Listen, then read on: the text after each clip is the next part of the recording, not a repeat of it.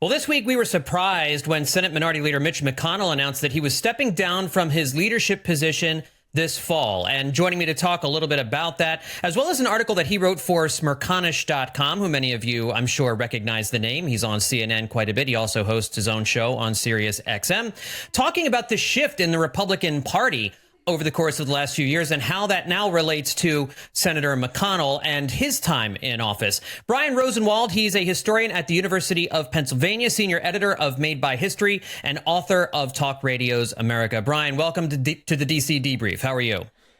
I'm great, John. Great to be with you.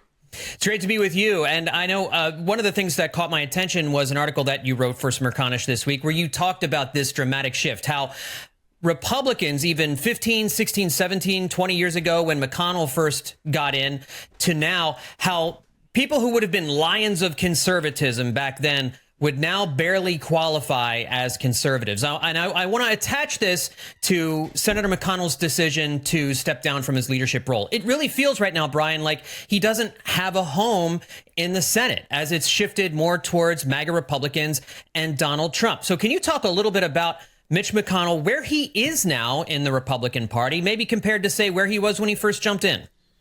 Yeah, it's fascinating, John. He's a guy who Democrats have always seen as like a Darth Vader figure because he's tactically a brilliant, strategist, and he's won a lot of fights. And especially when it comes to the courts, Democrats just absolutely hate what he's done. But when he announced that he was stepping aside on Wednesday as leader, he got dunked on by an awful lot of MAGA Republicans, too. They hate him as much as do the Democrats.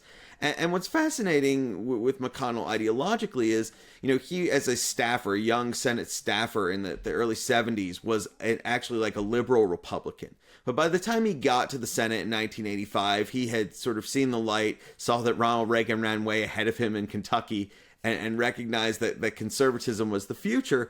And he came in, and his voting record would have put him, by the academic data that we use that helps rank these things, he would have been the 16th most conservative Republican senator. Today, he's only the 34th most conservative Republican senator, and there were more Republican senators when he started, so that the percentages would make it the shift even more dramatic. So he's more of an institutionalist than a lot of the younger GOP senators.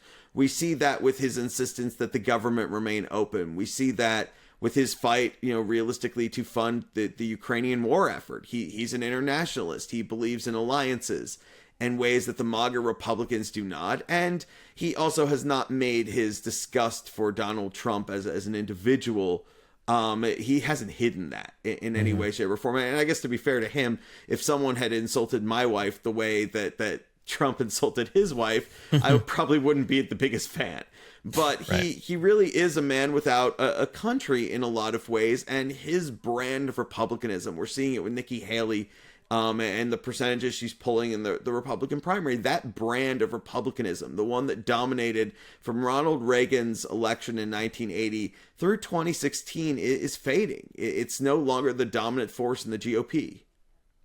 Right. And so now Mitch McConnell finds himself on the outs. He doesn't have a whole lot of allies on his side, and certainly not any allies, or not many allies on the Democratic side. Although I think one of the things that you do see in the Senate is a more cordial relationship between Republicans and Democrats than you would obviously see in the House. And that's nothing new. Typically, the Senate has always been the spoon that cools the saucer, or whatever the expression is. Yeah.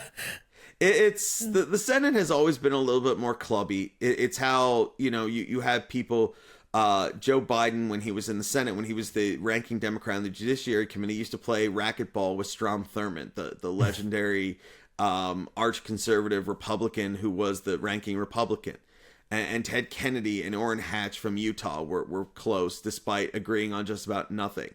So it's always been a little bit more clubby and a little bit more like, how can we legislate? They see themselves as legislators. They're worried about their legacies. But even that has shifted over time, John. We see a much more House-like Senate today than we did 20 years ago, 30 years ago, 40 years ago. We've seen the number of cloture votes. And for those who are not up to the DC lingo, cloture votes are votes that cut off debate in the Senate. You need 60 of them to break 60 votes to break a filibuster in a cloture vote. And when, McConnell came to the Senate in 85, that was not the norm. Most legislation passed with just a majority vote. Today, you almost always need 60 votes for everything because people are going to use every procedural tactic to get their way. And it's a much more hard-edged partisanship than existed 40 years ago. And that, the House style has sort of seeped into the Senate. And Mitch McConnell has played that game as well, as you mentioned in a story that you wrote on your Substack, that Mitch McConnell, during the course of the last few years specifically, has used the tactics at his disposal to work a more conservative court into being. Certainly in Obama's last year, President Obama's last year. And then during the course of the Trump administration. You wrote about that. How do Democrats view his handling of the courts, and how do Democrats view his legacy as the Republican leader? Well, I actually think Democrats get it wrong when they assess McConnell in the courts. They claim that the justices Amy Coney Barrett and Neil Gorsuch are illegitimate. And the whole hard reality for liberals is, look, everything McConnell did was totally legal. It was totally legitimate. It came down to he had the power to do it, so he did. It was hardball politics, and he's a master of those. He won a lot of fights using the saying, okay, I can do this, so I am going to. I have this power. Now, I would argue that what he did with the courts was bad for America. And the reason I'd argue that is to review for people in 2016, I would say he certainly cherry picked from the history. As a historian, I don't think he got the history right of the Supreme Court nominations when he said that there's no history of approving people in election years. We should leave this to the voters to decide who gets to appoint the next justice. That was very a selective reading of the past, but he had the power. He had the Senate majority. Said, Obama, we're not letting you fill Justice Scalia's seat. He held it open. It helped, I think, Donald Trump to win the presidency, and they got a conservative justice. And then 4 years later, he discarded that whole notion of election year rules. He said, look, that was just when we had divided government. Now we have unified government, and the fact that Justice Ruth Bader Ginsburg dies, a little bit more than a month before Election Day. He says, that doesn't matter. And he slams Justice Barrett's nomination through the Senate in 30 days, which was like half or a third of the time it took for most modern nominees, most of the last 30, 40 years. And I would say that was bad for the country because what it's done is it's ratcheted up the judicial wars. We've obviously had decisions that have thrilled the right since then and have infuriated the left.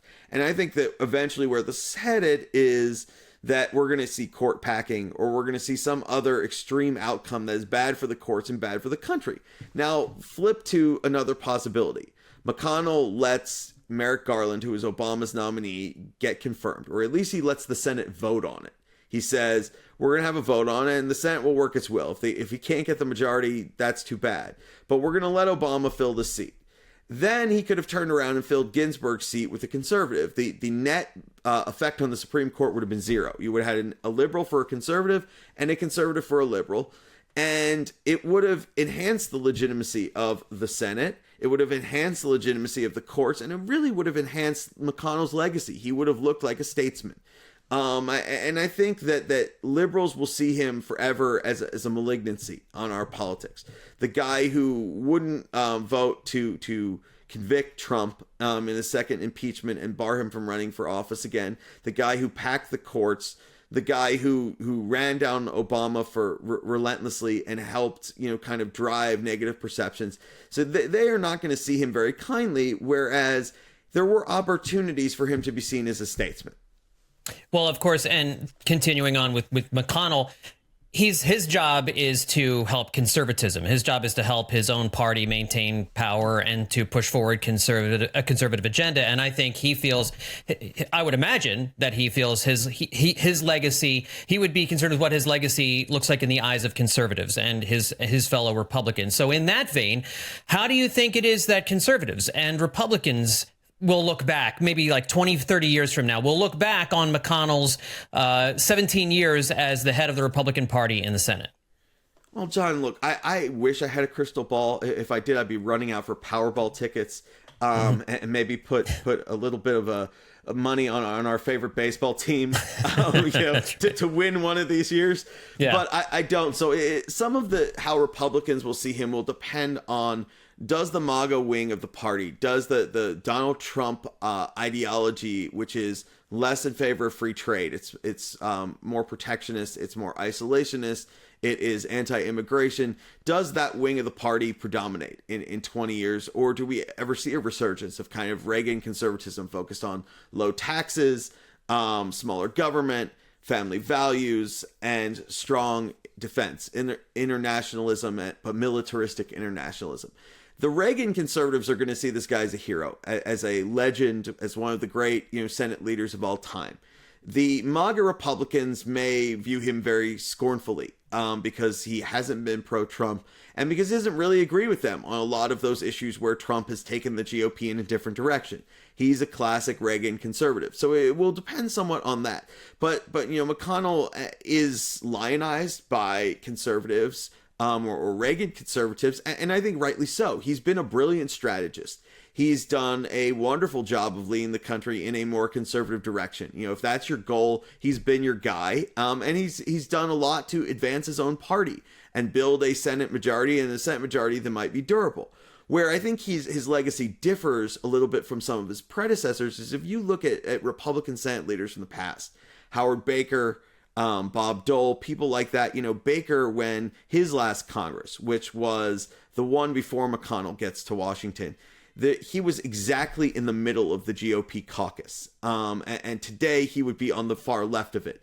And Dole, who was known as a conservative warrior during his days in the Senate, or his early days in the Senate, now would be like the fifth most liberal Republican. So it shows you how the whole thing has shifted. But like Baker, I think Baker's two most famous moments in his career, he was the ranking member of the Senate Watergate Committee. So it was instrumental in the downfall of a president from his own party. And then he basically sacrificed his own presidential ambitions to ratify the Panama Canal treaties because he thought it was good for the country.